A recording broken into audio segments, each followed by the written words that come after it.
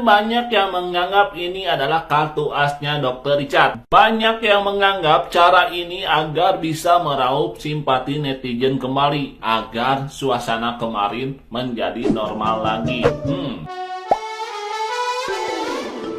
Kabar soal Dr. Richard Lee menjadi mualaf menjadi berita hangat yang dibicarakan di media sosial. Hal tersebut awalnya diungkap oleh Ustadz Dery Sulaiman melalui media sosialnya. Meski begitu, kabar soal Dr. Richard Lee yang sudah menjadi seorang muslim itu tidak disambut baik oleh semua orang. Dokter detektif alias Doktip bahkan menyangka bahwa keputusan Richard Lee mualaf karena untuk mengalihkan isu dan menarik simpati publik.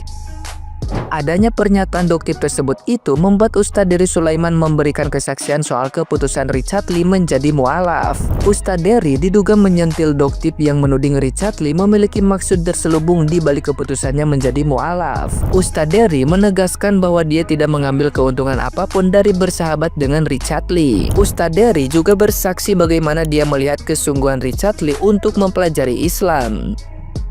Richard Lee bahkan kerap mengundang beberapa pendakwah terkenal, di antaranya seperti Ustadz Khalid Basalamah dan Ustadz Felix Xiao. Selain itu, keputusan Richard Lee menjadi mualaf bukan keputusan yang baru diambil dalam waktu dekat ini. Richard Lee diketahui sudah memeluk Islam sejak 2 tahun lalu.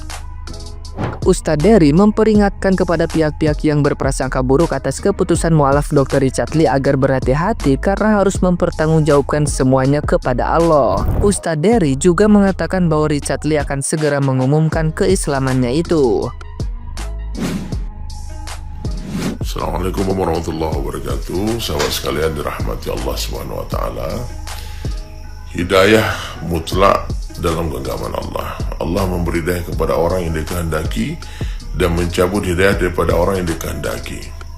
Seluruh nabi berkumpul siang dan malam berjuang untuk memberi hidayah satu orang manusia tidak akan mampu tanpa izin Allah. Nabi Nuh AS tidak kuasa memberi hidayah anak istrinya. Nabi Ibrahim AS tidak mampu untuk meyakinkan orang tuanya. Rasulullah SAW, Nabi Muhammad tidak mampu meyakinkan paman-pamannya. Jadi apabila ada orang dapat hidayah, itu mutlak dari Allah Subhanahu wa taala ya. Sangka baik kepada Allah, itu adalah amalan yang tertinggi dalam Islam. Dan sangka baik kepada hamba Allah. Jangan kita menuduh orang, oh dia berpura-pura, dia takut ini, dia karena ini. Pernah terjadi ketika dalam sebuah peperangan dulu ya, seorang sahabat berhadapan dengan musuh. Kemudian ketika musuh itu hendak dibunuh, dia langsung bersyahadat. Asyhadu an la ilaha illallah wa asyhadu anna Muhammadan Rasulullah. Tapi sahabat tadi kata, oh ini pura-pura nih, takut mati nih, untuk menyelamatkan nyawanya nih, dia syahadat nih, dipenggal, dibunuh. Dan Rasulullah SAW begitu marah kepada sahabat tadi, hadirin sekalian. Nabi bertanya, apakah kamu sudah membelah hatinya, melihat hatinya? Nah, jadi kalau kalian mendengar kabar kemarin Dr. Richard Lee masuk Islam, kalian mesti sangka baik kepada Allah, sangka baik juga kepada hamba Allah. Dan saya pribadi sebagai dai-nya Allah, ya tidak ada interest apapun berteman dengan Dr. Richard Lee. Ya, saya murni, saya bersahabat dengan siapapun juga untuk mengajak mereka kepada Allah Subhanahu wa taala. Ya, jadi kalau ada yang memfitnah, dibayar berapa kamu, ada komen-komen yang saya rasa itu sudah masuk ke dalam zona fitnah ya. Dibayar berapa kamu? Na'udzubillah min dzalik. Saya ini dai-nya Allah, saya bekerja dengan Allah. Allah yang membayar gaji saya ya. Jadi kalau kalian melihat bagaimana perjuangan Dr. Richard Lee, sampai hari ini dia berani mengumumkan keislaman dan mengizinkan saya untuk memberitahu keislaman beliau. Ya, padahal sudah sejak 2 tahun lalu ya, beliau belajar syahadat dengan saya perlahan-lahan di Palembang waktu itu. Kemudian masih merahasiakan sampai tahun lalu ulang ikrar syahadat lagi di dekat airport, ada sebuah restoran, dan waktu itu saya beritahu Ustaz Felix Xiao kalau Dr. Richard Lee sudah resmi jadi muslim. Beliau sudah mengakui Islam dan sedang belajar tentang Islam dan terus belajar tentang sholat, belajar berwudu, dasar-dasar Islam, apa yang diperintah, apa dilarang dalam agama kita. Tidak sempurna mungkin ya, tapi untuk mencapai 100% tentu diawali dari 1% dulu.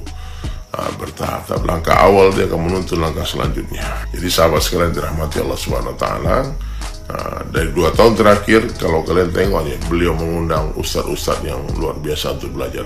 Ustadz Khalid Basalamah pernah diundang, guru kita yang mulia Ustadz Felix Xiao sering bikin program malah kan selama Ramadan. Ustadz Fatih Karim, Ustadz Salim Afillah, Ustadz Faizar, Ustadz Dennis Lim yang pernah diundang di podcast beliau. Terakhir Ustadz Nuruddin belajar tentang tauhid, tentang Allah. Kemudian beliau juga mengundang Ko dan Donditan, Ko Hani ya. Jadi tidak sedikit effort ya, perjuangan yang beliau lakukan untuk mengetahui tentang kebenaran Islam. Jadi kalau ada yang suuzon ya silahkan, kalian akan bertanggung jawab sendiri di hadapan Allah Subhanahu wa taala.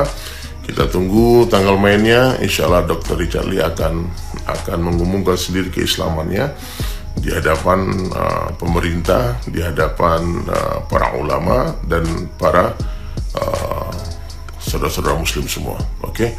Assalamualaikum warahmatullahi wabarakatuh. Nah, gimana nih menurut netizen yang terhormat? Silahkan berkomentar ya. Kita menyambut baik kalau memang Dr. Richard Lee memiliki niat baik untuk menjadi mualaf.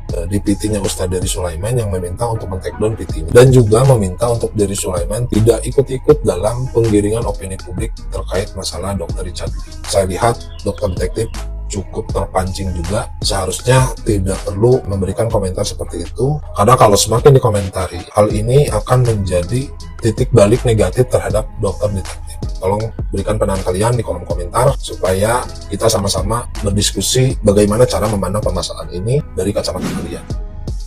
Lagi rame nih, Dr. Richard masuk Islam.